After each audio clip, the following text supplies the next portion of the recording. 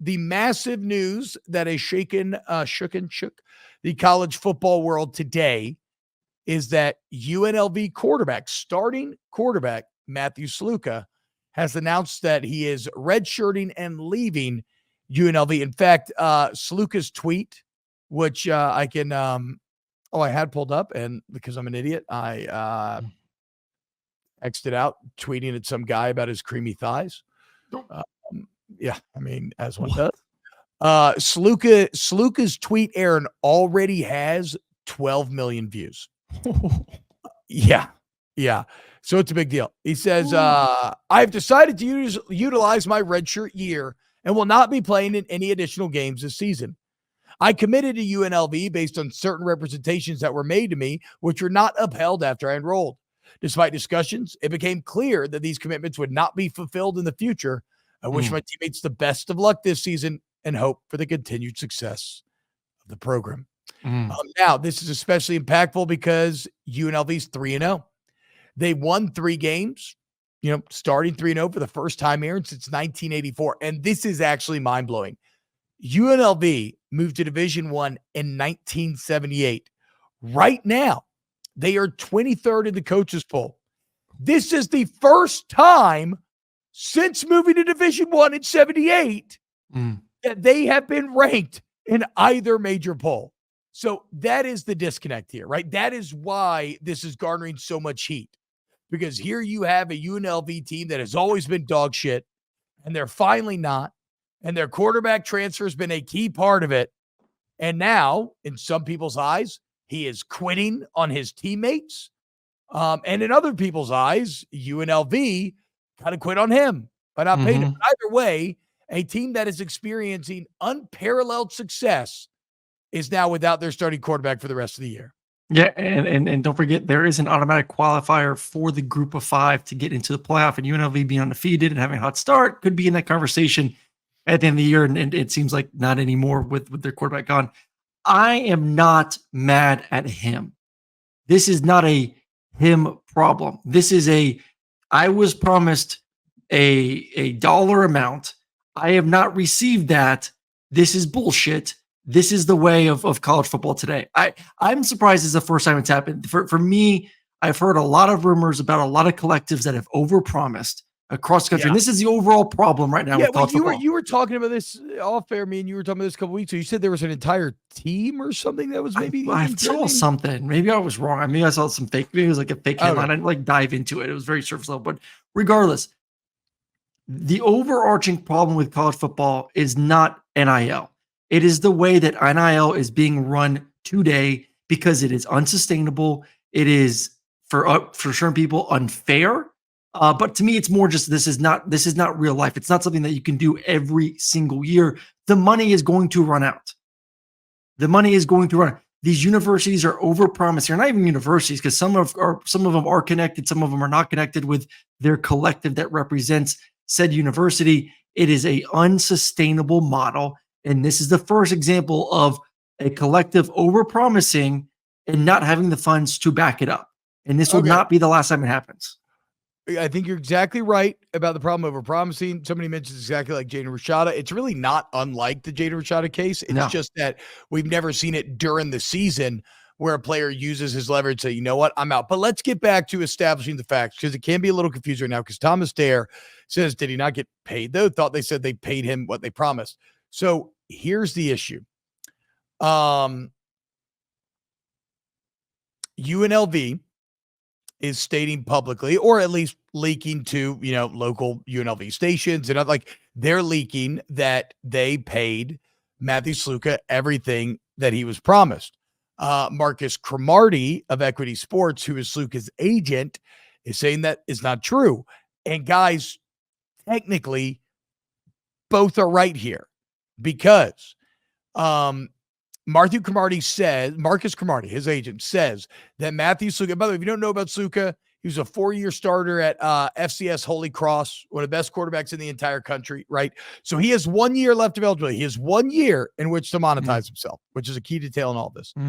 So Marcus Cromartie says that Matthew Sluka, during his recruitment, was verbally promised a deal somewhere in the 100 to 150K range. But that the only actual money that he saw was a $3,000 relocation fee. And you may say, okay, well, promised, right?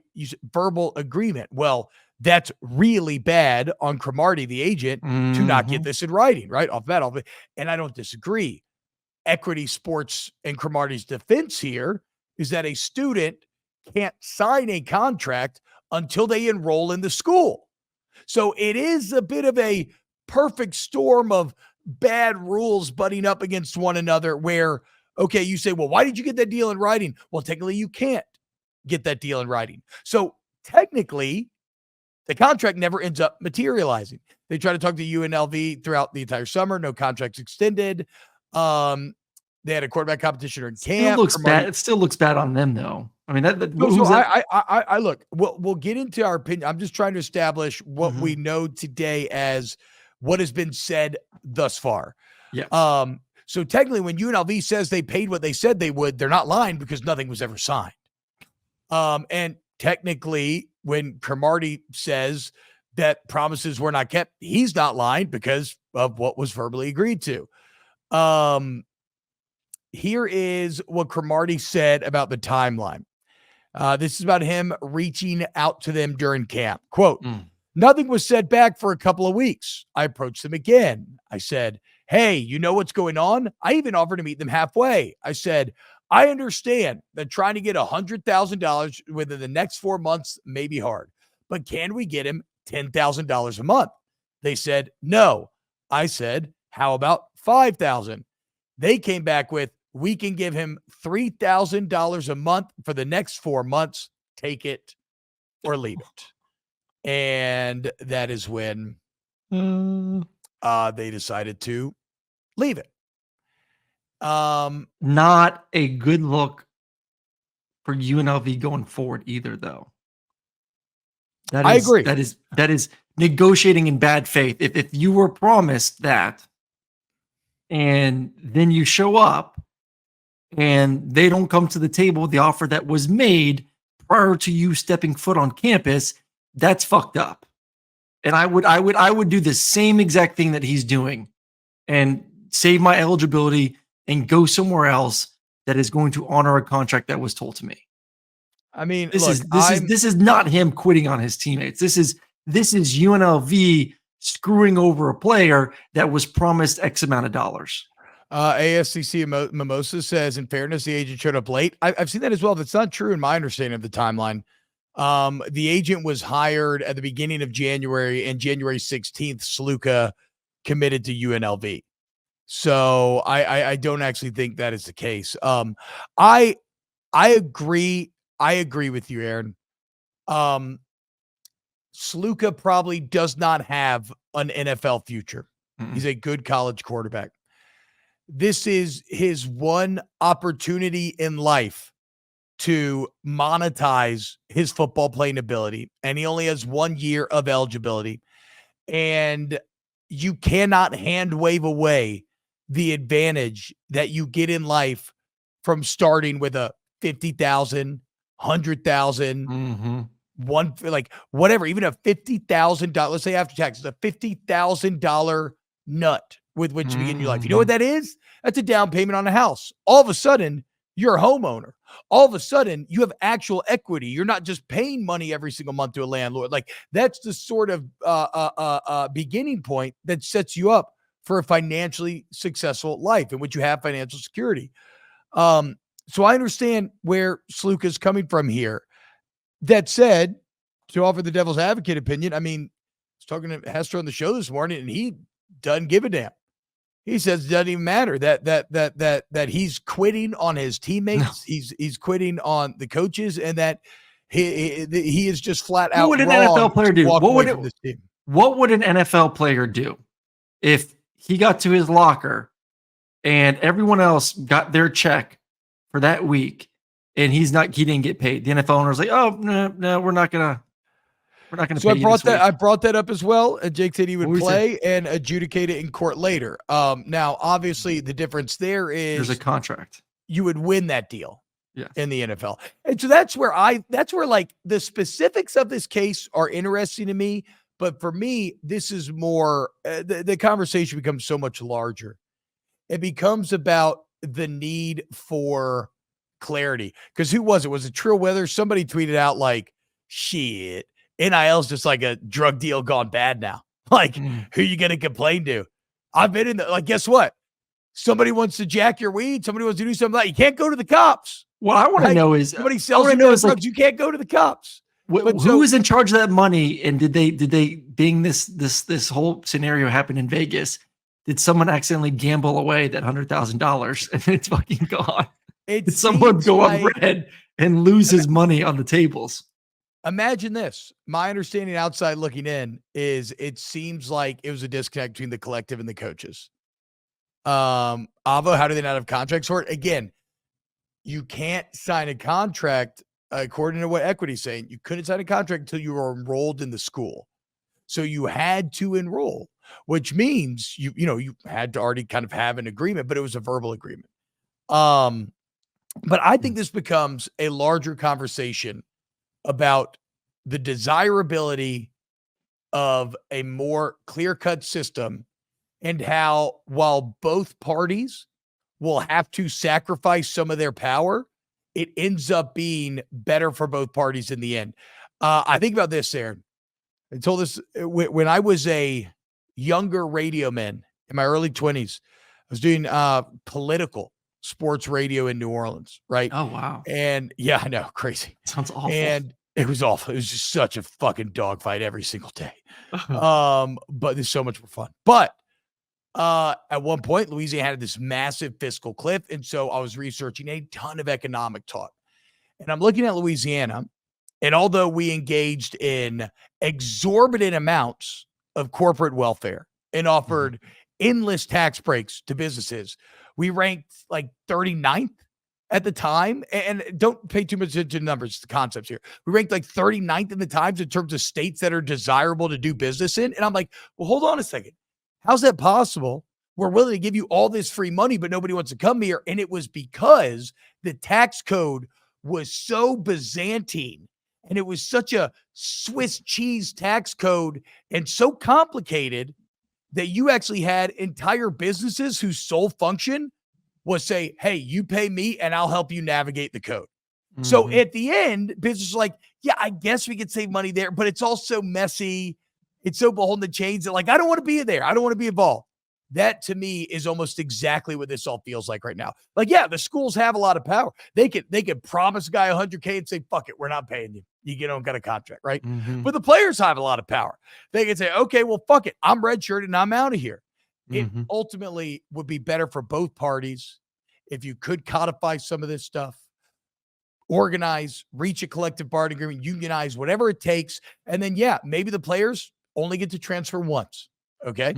That's good. That's good for everybody involved. Maybe the schools have to honor their contracts or face legal repercussions. Sure. But that's good for everybody involved. To me, all this just shows how a more firm structure would benefit everybody. And you could still keep all the positives of NIL and transfer portal and everything, but just smooth out the edges a little bit. Yeah, it needs to be smoothed out 100%. I think right now the term Wild Wild West is thrown around because it's true. Like this is the prime example of why not going the route of essentially contracts directly from the university, collectives that are part of the university, not separate, where you don't know what the right hand's doing from the left hand. Things get too messy. There's a million things going on. Oh man, I was at Ole Miss 2 or 3 weeks ago, and I sat down with their GM, which not a lot, but I know LSU tried to mess with this a little bit a year or two ago, and sat down with him for 30 minutes. What, having a GM? Yeah. Okay, yeah. A lot of teams have GMs, even if they don't have the GM title technically. Yeah, he has the GM title. Okay. And going through with him, why Ole Miss is positioned to handle the next phase of college football in a very successful way, and kind of what they're doing on the front office wise, and preparing the salary cap, like an NFL salary cap, when they do get the $15 to $20 million, whatever it is. Like, it is going to be more organized. It's going to be clean. It's going to be more efficient. it's going to take all the guesswork out of everything, because I have this amount of money that is legitimate because it's from the university. Yeah. That we're going to be able to allocate to our roster, and we can negotiate like it's an NFL roster. It's clean, it's cut, it's simple, it's bam, it's effective. So I don't like this wild, wild west. I like order, I like structure, and right now we're not getting any of that in college football. So I think that when the schools start paying directly from the revenue, that will decrease some of the need for NIL. I still think at the end of the day, though, if you got a 5-star transfer, 5-star player, and Alabama and Georgia and Ohio State want him, that's going to get expensive. But that's where maybe a combination of things comes into play, right? Like, because you get that revenue from the school. And then what if you ever do reach an agreement? Like, what if you brought back only being able to transfer once? Well, that should happen. And you eliminate free one free transfer, one free transfer, one free transfer in old bars. Yes. But that eliminates the year in and year out free agency. It provides clarity to everyone. The kids are still empowered to move around and get paid. And if you play really well, take advantage of how you play. So like, yeah, I can't. You sign a contract. You sign a contract where this would be interesting, because if you sign with one university but transfer, obviously that contract would be different, because it couldn't state in that new contract that you have the ability to transfer freely, because you would have to sit out if you did do it. So this would be some sort of NCAA ruling at the end of the day. But like, yes, if you sign with the place, you get X amount of salary that you negotiate with the GM of said university, and you sign a 4-year deal, knowing that if I leave, I get one free transfer. I don't get paid from that university going forward, and then I have to renegotiate a new contract with said university at my next location. But you don't get another free go at it after that. So I think that cleans up a lot of the messiness with the offseason. I agree, but your wife's a lawyer, right? Does she know anything about what this would take to make because the NCAA has no legal power. They cannot enforce anything. We know this. Do college football players have to unionize? And then when they unionize, who are they talking to? A collective of presidents? Is it the NCAA? I don't know, man. So that's what I'm saying. Like, and there's going to be so many vested interests in stopping this stuff from happening as well, that I don't think there's going to be any easy solutions on the horizon. The Donut Man 44 says, what happened to be thankful you got a full paid scholarship and best amenities to enjoy before you go make millions in the NFL if you're good enough? Yeah, Mulder, it takes away from the game. So I understand your sentiment here, Donut Man, but as someone who was not good enough to play in the NFL, and I am very thankful for the scholarship that I got and everything that it has meant to my life. You know what would have been real life-changing as well? Making multiple hundreds of thousands of dollars with which to start my life out at 23. Like, you want to talk about everything's different, which I'm happy. I'm happy. I got a wonderful family, all that. But like I would make, and this is true for the majority of these guys, they have more opportunity to make money now than they will ever make in their job for the rest of their lives. And so when those are the stakes, that's where be thankful for the scholarship goes out the window. And also, Donut Man, if you fancy yourself a capitalist, I mean, the market has clearly said they are willing to pay. Like somebody, Royal Payne earlier said, like, nobody's going to pay $100K for a quarterback for Holy Cross. Absolutely, they would. $100K is not expensive. I told you when I found out that like Syracuse is paying. Kyle McCord's making $800K. $800K. I was shocked. My mouth literally about to tee off on the tee box of like the 16, and my mouth hit the freaking ground. Like, are you fucking kidding me right now? You're paying a quarterback at Syracuse almost $1 million at Syracuse? And like, hey, listen, it's worth it because he's been playing really well this season. But still, like, the amount of money that these, especially quarterbacks, garner at every level is exorbitant. But two things I want to talk about. One, does this continue? Because someone brought it up in the chat right now. Continue to further separate where the SEC and the Big Ten is compared to maybe not the Big 12 or the ACC, but like from like the group of five of like, we need. Does what continue to further separate? they don't have the money to compete. If you can't pay a quarterback $100,000, how the hell are you going to? Why should you be in any sort of same ballpark as the big boys? Yeah, to me, that doesn't. I mean, look, I'm already a firm believer that Group of Five should have their own playoff. It's way more exciting for everyone involved. It'd be awesome. I we agree. clearly have 3 tiers of football now, and you can still play in the regular season, and that's still good. Yeah, because it's already unfair. So this doesn't really change my opinion there.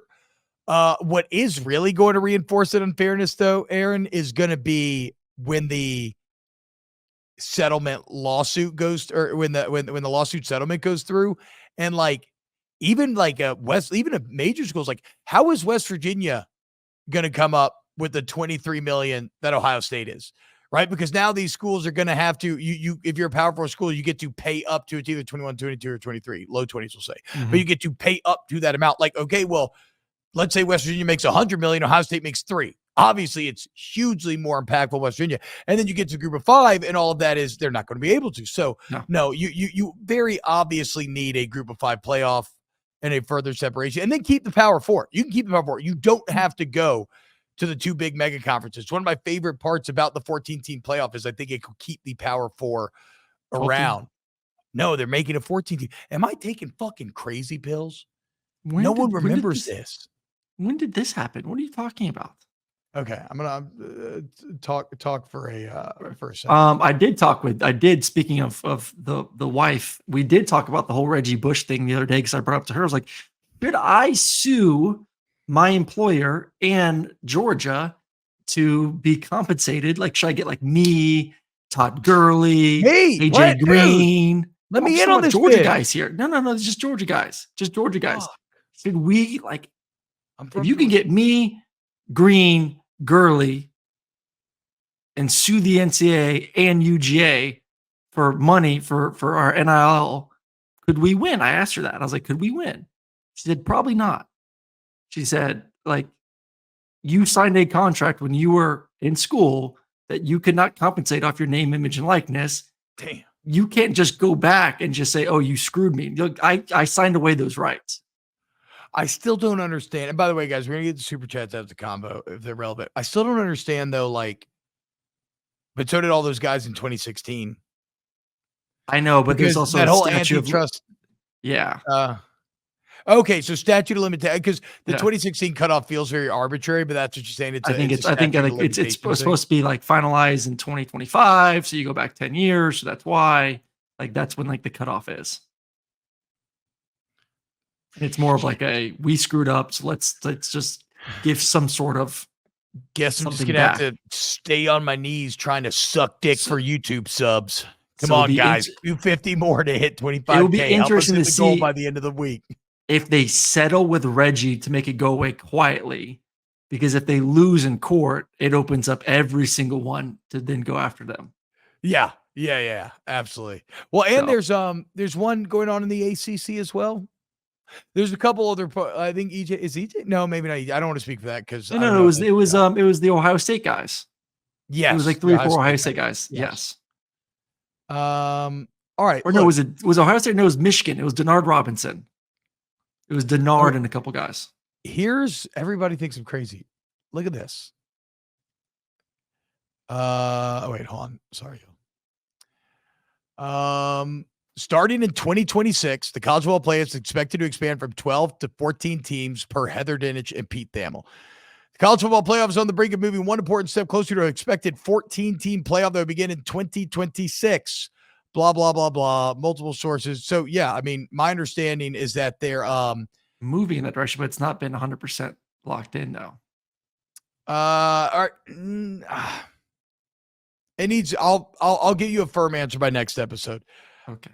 I think it is pretty locked in. But we did whole episodes on it. Nobody remembers this? No, I don't. It's like a really good system that guarantees that all 4 conferences stick around. It's got 3 auto bids for the SEC. I think you're thinking of your morning show. We have never. No, I'm not. No, yes, I'm not. Yes. Aaron, I know for a fact I'm not. No, we did not talk about this. Yeah, I just made all this shit up. You think I just knew about a 14? Oh, you probably talked about it with Hester. Reason? Yes, you probably talked about it with Hester. No. Ay. Whatever. Thank you, Royal Page. Right, we did talk about it on the show. See, Snaps definitely discussed it. And Newt, Avo, I don't remember. And I was here every single day. Avo, yeah, but so are the other two. So that's 2 and 3. It's 2 and 3. Come on, someone else back me up. 3 and 5. Someone else back me up here. Okay, well, hold on. We're losing the thread here. Okay, or actually, no, I don't know if we have lost the thread. Again, for me, it's very simple. If I'm Matthew Sluka, and somebody promised me $100K and I only get $3K, I'm out. I'm out as well. And I know it sucks, and I know it's mercenary, and I know it's cold, and it's fucked up in a team game where you're supposed to be beholden to your brother. But Matthew Sluka went to Holy Cross for 4 years. He's done the team thing. He put it all on line for the team. My man's trying to make some money while he's relevant, while he can, because he probably won't play in the NFL. Yep. And now he gets an entire offseason to practice. He gets to enroll in January as opposed to summer. And yeah, so that sucks.